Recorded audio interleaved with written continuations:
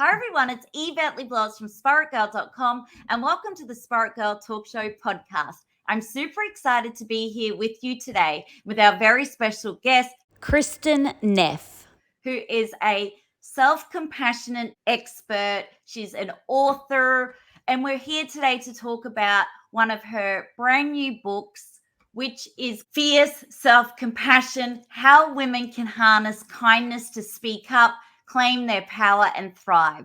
She's one of my absolute go-tos when it comes to self-compassion.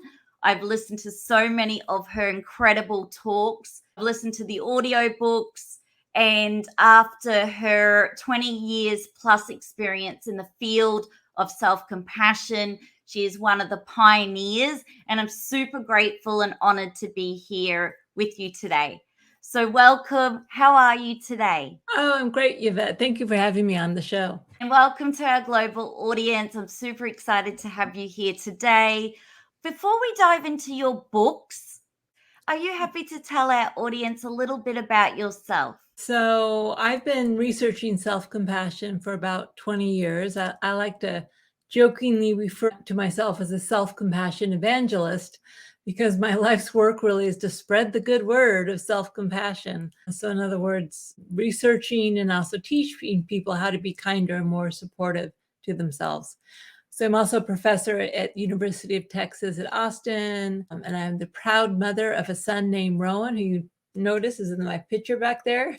And those are really the two most important things in my life, I would say, my role as a mother and a self-compassion evangelist. And what drew you to the topic of self-compassion, and how did the initial journey start?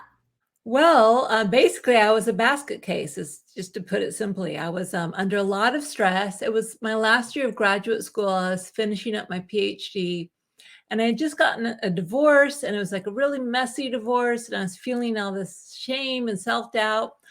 And I was also feeling really stressed after, spending all this time and money to get a PhD. Would I get a job? It wasn't easy to get a job. So I was just stressed. And what am I going to do? And so I started to learn mindfulness meditation to deal with my stress. And luckily for me, the woman teaching the mindfulness course talked about self-compassion.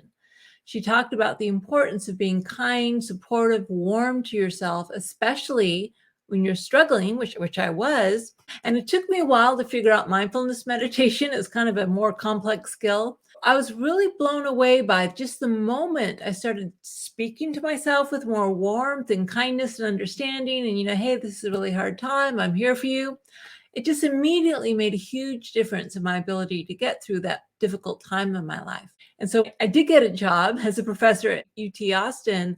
I decided to research it. That's really what I've been doing for the last 20 years. For someone listening in wondering, what is self-compassion? Can you share that? So I actually have a formal definition because when I decided I wanted to research it, I knew I had to define it so I could measure it. So there's actually 3 elements of self-compassion. The first is, believe it or not, mindfulness. Mindfulness is part of self-compassion. In other words, just as if your friend calls you up and says, I really need to talk, I'm upset, and you say, I'm too busy for you, or like, oh, just you're full of it. If you aren't mindful, if you aren't willing to take the time and listen to your friend's story, you can't give her compassion. Well, it's the same thing with ourselves. We have to be mindful. We have to actually turn toward and say, this is really hard right now, as opposed to just like muscling through it, or else the other extreme, like getting totally absorbed by the story, like the drama, then you have no perspective. You need perspective to say, hey, you're having a hard time. Can I help? So that's the first element, mindfulness. And then, of course, the kindness, which I talked about, which is instead of judging yourself, well, it's your fault, saying, okay, well, I'm so sorry. Is there anything I can do to help? I care about you. That kind of warm, friendly attitude towards yourself. But then really important, what makes it compassion and not self-pity is the sense of connectedness to other people. In other words, it's not like, woe is me, poor me. It's remembering, hey, this is the human condition. All people make mistakes. All people struggle. Life isn't easy for anyone. I mean, some more than others, but nonetheless, what it means to be human is to struggle and to be imperfect. And so when you frame your own experience in light of that shared human experience, it means that when we struggle, we don't feel so alone. We feel more connected to others. And that's what makes it compassion, like I said, as opposed to pity. I've personally read your books and listened to the audio, and I've learnt by taking on your advice and tips and everything, it truly has helped my overall well-being and mental health. Are you able to explain the benefits from the mental health perspective of practicing self-compassion? Oh, yeah, they're huge. I mean, there are thousands of research studies at this point showing the benefits of self-compassion. So one thing it does is when you hold your pain or your stress or your sadness with this kind of warm, supportive attitude and you don't feel so isolated by it, it reduces all sorts of negative states of mind, like it reduces depression, anxiety, stress, suicidal ideation, right? So eating disorders, all those unhealthy ways we cope with pain, we ruminate, we get stuck, we become anxious, we can't sleep. It reduces those because when you support yourself when things are difficult, you're more able to cope with your pain. At the same time, interestingly, because compassion feels good, it feels good to feel connected and feel this kindness and warmth towards yourself.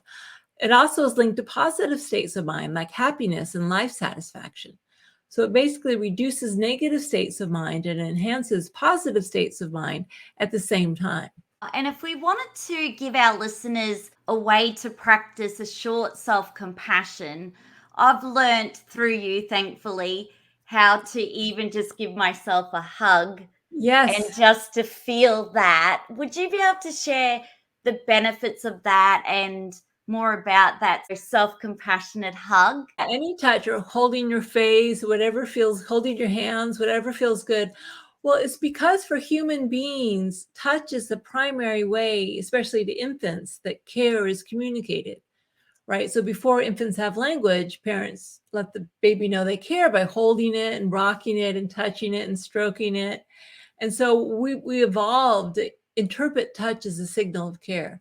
And it actually works physiologically in terms of the nervous system. If you want to know, it deactivates sympathetic, the fight or flight response, and it activates parasympathetic response, things that help us feel calm and more flexible. So when you use touch, it kind of bypasses the brain, which may be full of the story of how horrible you are. And it's just like, okay, I feel myself present. I feel that I care. I feel that warmth.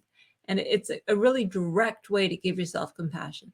So language also helps, but it's not just through language. Touch is equally, if not more for some people, powerful.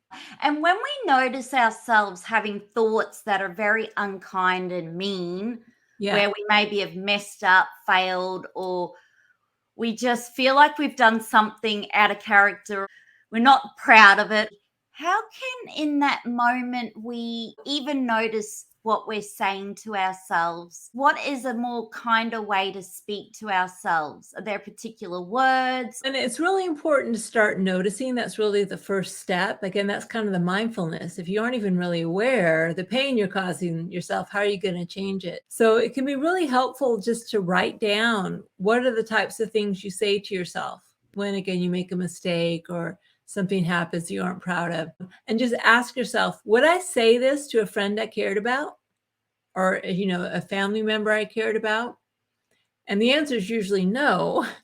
And then you can just say, well, what would I say to someone I really cared about if I was trying to help them and be there for them? And then you already have your template right there for what to say to yourself. It feels a little awkward at first. I'm not going to lie. It feels a little strange. It's only because we're so used to that really harsh voice. It feels more comfortable, more normal. But eventually we can start to treat ourselves with the same kindness we show our friends. And like I say, it makes a huge difference in our ability to cope with difficulty. And when it comes to the mindfulness practice, would you suggest that it's just good to sit down at the start of every morning, or if you're a busy mum or person, any time of the day, to start the mindfulness practice? Mindfulness meditation is great. I highly recommend it, but it's not realistic for all people, especially like really busy parents, or for instance, I taught self-compassion to a group of healthcare workers. They said, don't give me that meditation stuff. We don't have time. So with self-compassion, the time to practice is really anytime you're suffering. So it's like when you're on that job and you feel so overwhelmed, or when you get that phone call, or when you look in the mirror and you have that thought, that's actually the time to practice self-compassion. You don't necessarily have to take time out of your day to meditate. It can be helpful, but it's actually not needed. The idea is anytime you're struggling, you're feeling badly about yourself, or things are really challenging, that's when you just say, again, the 3 ingredients of self-compassion: being mindful, validating, this is really hard. Well, this is part of life. I'm not alone. I'm not something wrong with me for feeling this way. This happens. And then some words of kindness. And if you can throw in a little touch in the moment, that's also really helpful. And my research shows that both are equally effective. Meditation or just on the spot, in the moment, practices of self-compassion are equally effective. So they're both good. Well, your pioneering work is so needed for this generation and many, many more to come, because with social media, it can be easy to open our feed. And if we're feeling a bit overweight or unhealthy, we can look at it and then think, oh, we're not looking fit like that. Can you share anything we could do to help with the struggles with our weight or ourselves? We did one study where we just had women who were struggling with their weight listen to the meditations or the practices on my website for 3 weeks. And what we found is just after 3 weeks of practice, their sense of self-worth was less contingent on their appearance. See, that's the problem, right? We judge ourselves positively based on the way we look or other people's reactions to us. And so with self-compassion, you become less dependent on the approval of others. It doesn't matter as much the way you look. What matters is that you care about yourself. So your sense of self-worth starts becoming more intrinsic. And so, in those moments, if you think, oh, I can't lose the weight, by the way, it doesn't mean that you may not still want to lose the weight, but it's not like you have to be worthy. Maybe you just want to feel healthy in your body. And what we know is if you motivate yourself because of kindness, because I care, I want to feel good, it's much more sustainable. Because when you fail, then it's like, well, it doesn't mean I'm a bad person, but I want to feel healthy, so I'll keep going. As opposed to saying, oh, I'm a failure, I'm calling yourself names. And then then you might as well just eat that, whatever, a whole cake or whatever, or hate yourself. And when you start doing that route, then that's really when the damage is caused. So self-compassion is just about this, hey, I'm doing the best I can and being kind to yourself as we go through life. One of our favorite sayings is the goal of practice is simply to be a compassionate mess. In other words, you're still going to be a mess. You're probably still going to look a mess. Your life's going to be a mess. Your goal stops being to get it right or to be perfect. And your goal becomes just to open your heart and to hold it all with love and warmth and a feeling of connection. That actually is what becomes most important. And you can be a compassionate mess. You can't not be a mess, but you can be a compassionate mess. And your goals start shifting. Right. And that's really the big change, is that it's not so much about whether people like you or how you look or how well you perform. It's like, is my heart open, and am I present, and do I feel connected? That's what's really important. Your work is like a savior, not only to myself, but I'm sure many of our listeners already love your work and those who are discovering you.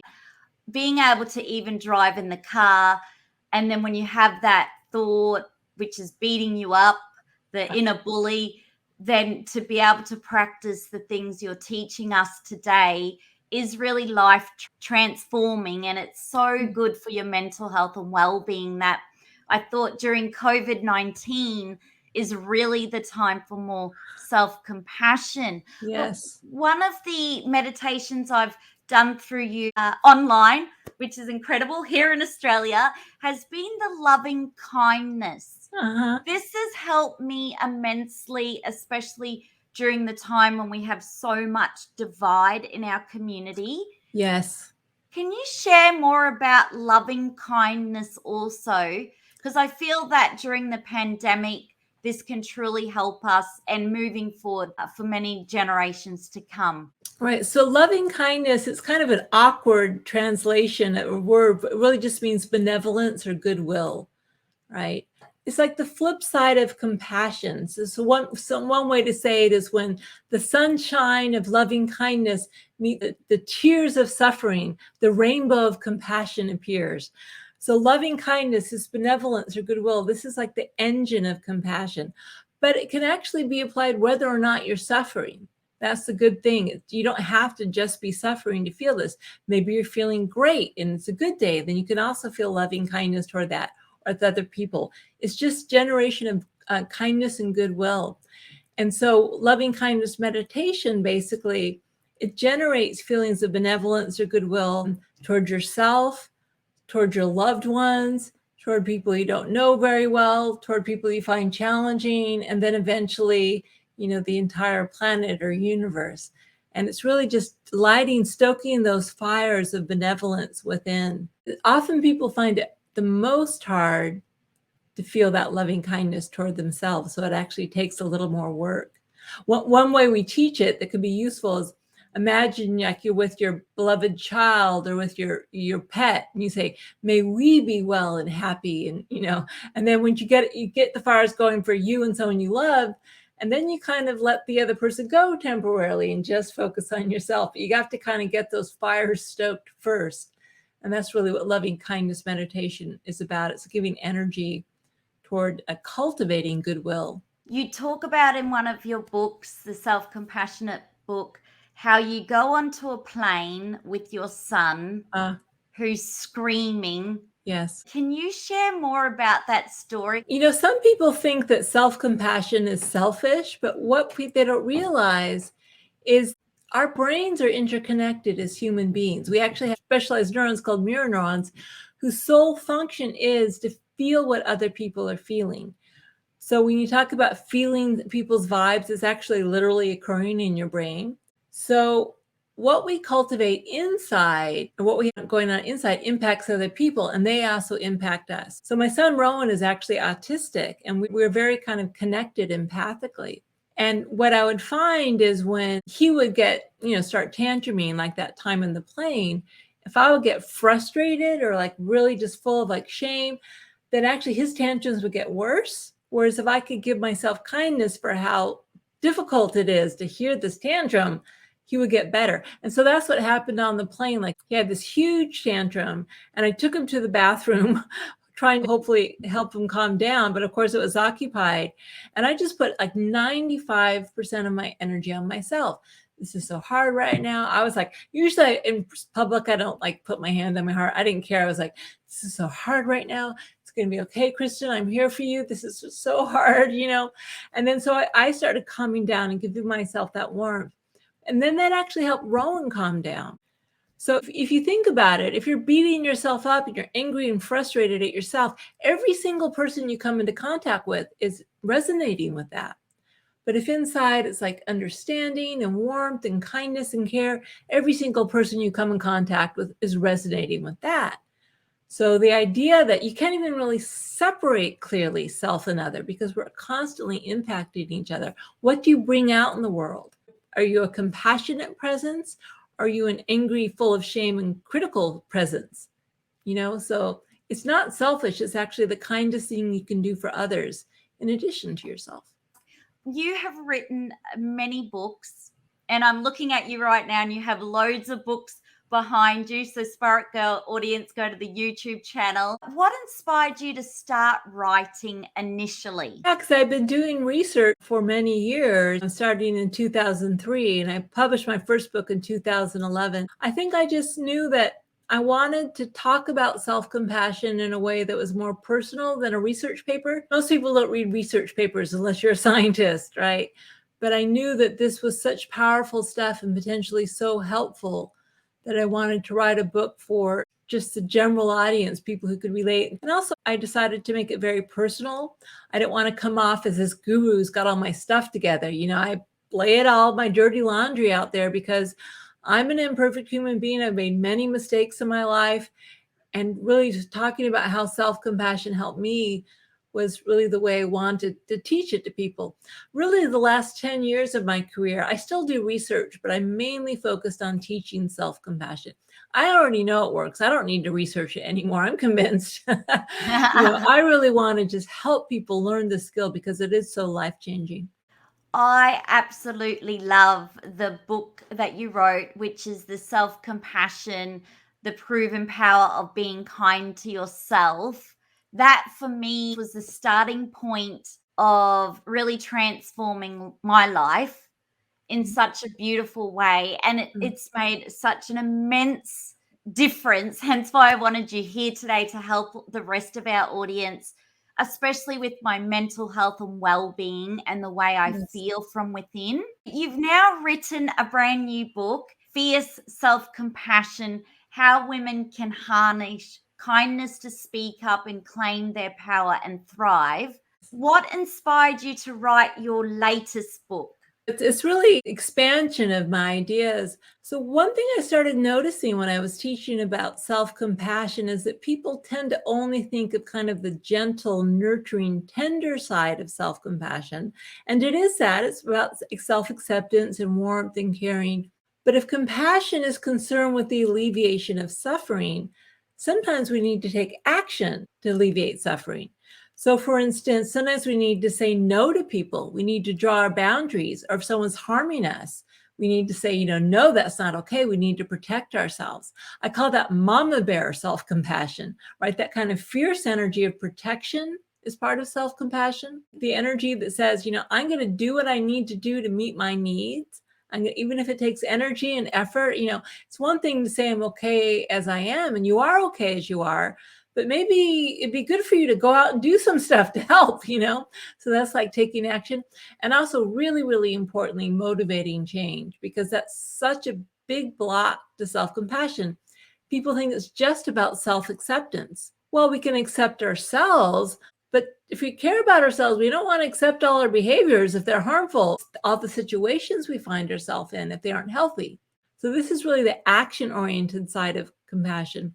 And the reason I wrote it for women is because gender role socialization says that, well, women, they can be tender and soft and gentle, well, to other people, but not to themselves.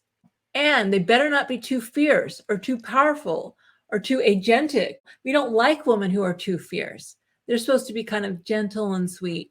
But by the way, men are also harmed by gender role socialization because they aren't allowed to be tender. They aren't allowed to be like warm and vulnerable, which actually harms them emotionally. So both are harmed by the fact human beings need both fierceness and tenderness. It's like yin and yang. We need both. But gender role socialization doesn't let us be that. I wrote this book for women just because the blocks self-compassion are different than exist for men. Again, really everyone, all people need both. You just talked about women there. One of the concerns that always comes up for me is I've got to look after everyone else before myself. So my kids, my husband, they come first, my work or my business. Yes. But self-care is an act of self-compassion and kindness, isn't it? Yes, right. So self-care, the word, people use it in different ways. Sometimes it means just self-care behaviors like taking rest, getting a massage, eating well, which are very, very important. It's also the emotional self-care. Emotional self-care is more really what self-compassion refers to, although they overlap. But so what we know very clearly from the research is the more self-compassion you have, the less likely you are to burn out. So if you give and you give and you give and you don't resource yourself, or you're just really hard on yourself, or you don't stop to say, hey, give yourself some warmth and tenderness and support, or ask, what do I need right now? Or draw boundaries when you need to, you're going to burn out. And by the way, it's not like we only have 5 units of compassion. And if I give 3 to myself, I only have 2 left over for anyone else. It doesn't work that way. It's additive. So the more compassion we allow to flow inward, the more we have available to flow outward. So it's not selfish, quite the opposite. It allows you to give to others and to sustain giving to others without burning out. So it's really crucial to care for others. And when it comes to your own self-care rituals, because Yes, you have so much on your plate, I do. what does that look like for you? So I do yoga. I have an individual yoga instructor on Zoom, because if I have to drive down to the class down the street, I won't do it. So I know if she's waiting and I'm paying for her, I'll show up. So that's like one self-care ritual in terms of just the behaviors. I try to eat healthy. So for instance, I realize that I'm getting a little specific here, but my body wasn't happy with gluten. So I cut out gluten. So I just pay attention to what I eat.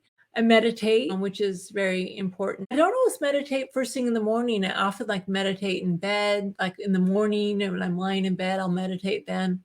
But really the most important self-care ritual I do is I support myself when I'm struggling. So if I'm hurting in some way, like sometimes I won't even notice that I'm upset, or I'll feel kind of tense, and I'll say, oh yeah, wow, I'm feeling bad about that conversation I had.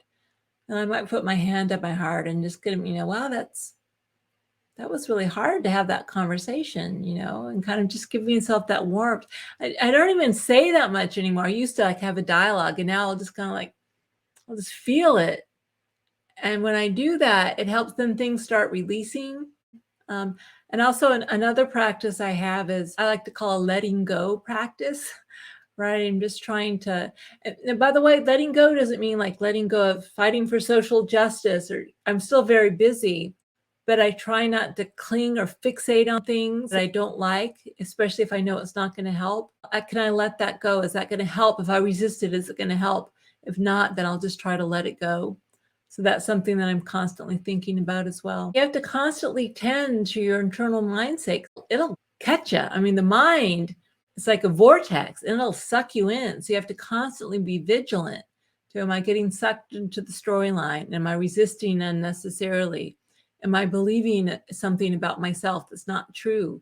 Do I need some kindness? So it does take a little work, but it actually doesn't take time, because getting stuck in rumination and blaming yourself and shame, that actually takes a lot of time. This will free you from those loops of getting stuck in a way that also frees up time and mental space and emotional energy. If someone doesn't even know how to talk to themselves kindly and compassionately, is there even one mantra you like, or something they could even say just to help them start the initial journey? I wrote about this in my first book. One kind of mantra I use: this is a moment of suffering. Suffering is part of life. May I be kind to myself in this moment, and may give myself the compassion that I need. And those little 4 phrases, they just kind of come up automatically. They just kind of reorient you. It doesn't have to be you're doing it. Sometimes you can imagine, what would an ideally compassionate coach, or maybe you're religious, maybe there's a spiritual figure you really relate to. You might what would they say to you right now? You could also imagine someone else being compassionate to you. That works better for some people. It's really any way in that works for you. If I was at school right now, I would love to be doing your self-compassion class and learning this at school. I truly believe that it's so important and such an incredible life skill. And with the increase in depression and anxiety and social comparison, I'm getting goosebumps while I say this, but I really feel that we need to learn this skill, because it can really help with our mental health and well-being.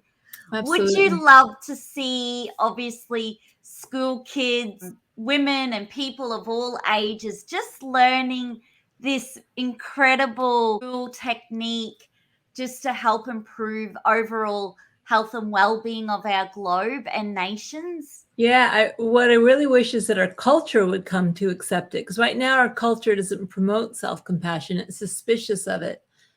That if culturally, if kids were raised to be kind not only to others, but also themselves, if you went through law school or graduate school or medical school, if this is part of the curriculum, they taught it to younger kids, I think it could make a really big difference. It's not going to solve the problems. It's not like it's fairy dust, but it just helps you cope with the problems in a way that's very effective. Wow, I love your work. Biggest fan, and I could talk to you forever about your books, the self-compassion, your brand new. You have so much content on your website at selfcompassion.org. There is so much on YouTube. You've put out so much free content to help other people, which is truly incredible. You're doing so much for our community and world and making such a difference, not only in my life, but thousands and millions of people who we really gravitate to you as the pioneer. And I love how you always have used your own personal stories, which made me think, hey, she's just not this researcher, this intelligent woman who's got it all together and I'm a mess. life is perfect. Yeah.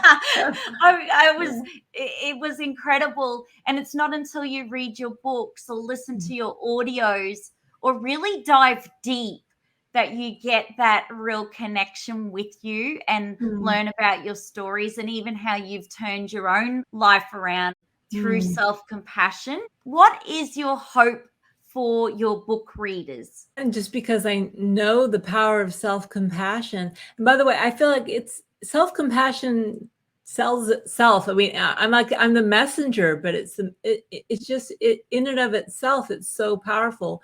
So if people just even give it a try, they will see for themselves. And it's not like this special technique. It comes from themselves. I would hope that people would just try it out and just see for yourself what happens the next time you're feeling really badly, either because you're feeling inadequate or just because something's challenging.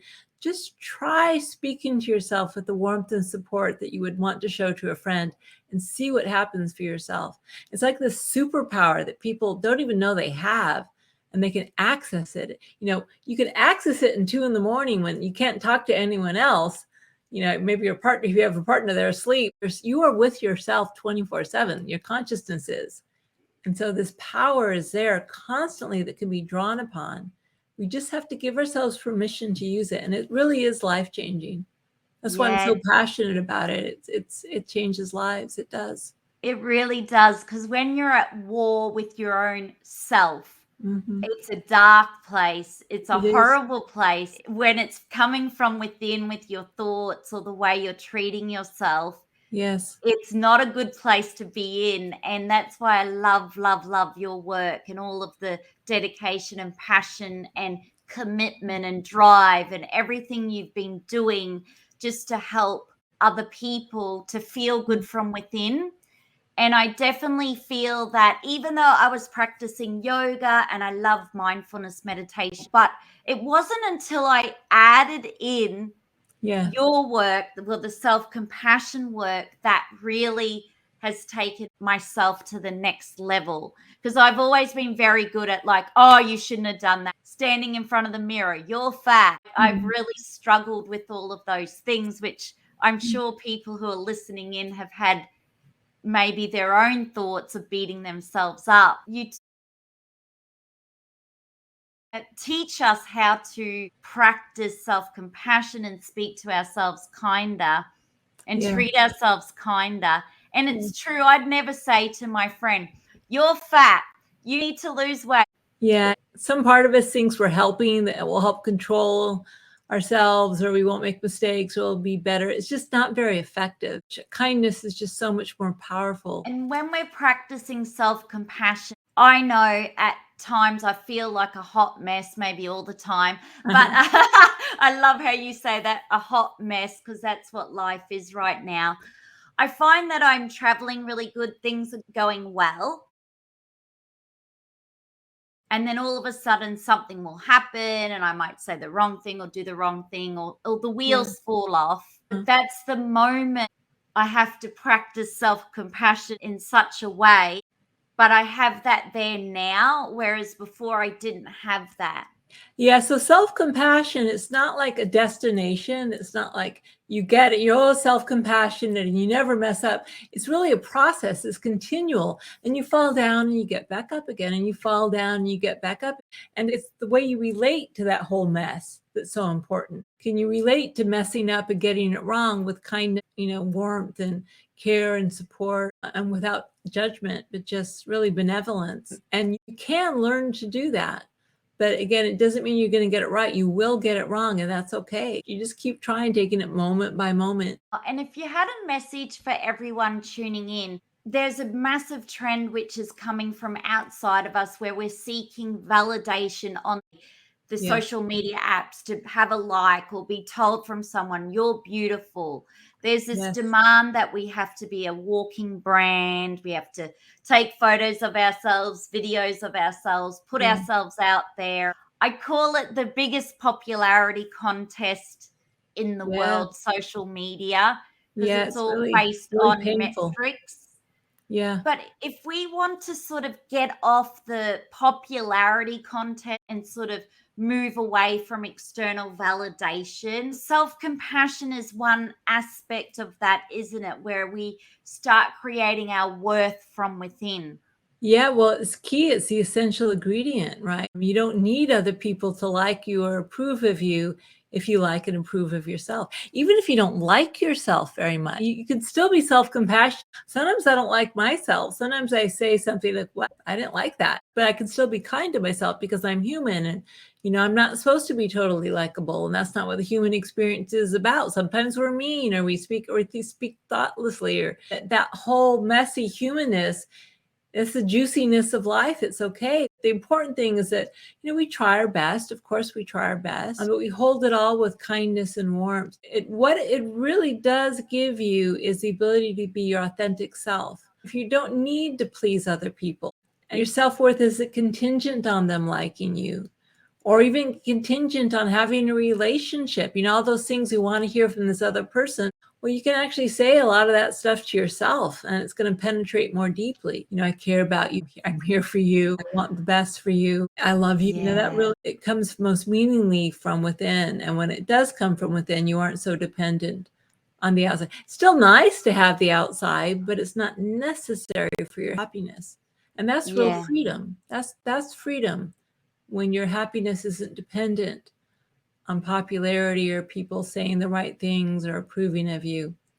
I love that. I love that. I love your work. It's incredible. And thank you so, so much for sharing your words of wisdom, your research, your personal stories, your journey. It's just been so amazing. I think I've followed you for so many years now. It feels like a very, very long time from Australia. I feel that the pandemic is when I really had to dive more deeply into your work and start doing your meditations. I'm getting goosebumps as I say this. It's a goosebump moment, but I feel like, especially after the last year, I've really had to learn more from you in all aspects. And it's just such a gift, your work. It's going to help so many of our listeners, and I would love for people to stay in touch with you now after the show. What's the best way to stay in touch with you and continue our relationship and learning more from you? If you go to my website, you can sign up for my newsletter, and I send out practices and little short videos. That's probably the easiest way to do it. Also, if you want to get some self-compassion training, we founded a nonprofit called the Center for Mindful Self-Compassion. We actually have a lot of MSc teachers in Australia, in your own time zone, or once COVID lifts, in person, but right now usually on Zoom, but you can actually get some training and follow up. So if you go to my website, that's probably the best place to start. You can take a self-compassion test, you can sign up for my newsletter. There's a lot of guided practices. And then there's also a link to the Center for Mindful Self-Compassion if you actually want to take a course and take it deeper, which, it is a practice. It does take some work, but it can be learned. That's the good news. It's a work in practice. And like you said, it's a lifetime journey. It is. And each day is different. And each evening, I've noticed Yes, it completely that's right. changes. Now, that's selfcompassion.org. Right. Wonderful. Well, we'll stay in touch with you, Kristen Neff. Thank you so much for being one of the pioneers of self-compassion and bringing it to us in Australia and right around the world. I truly believe that it needs to be taught in schools, at university, at workplaces, anywhere where people are. It's just incredible and a much needed Thanks for tuning discussion and meaningful work that you do. So thank you again. Thank you. Thanks for tuning in. Be sure to subscribe, to leave a 5-star rating and review, and to tell someone you love too. And together, let's feel good from within.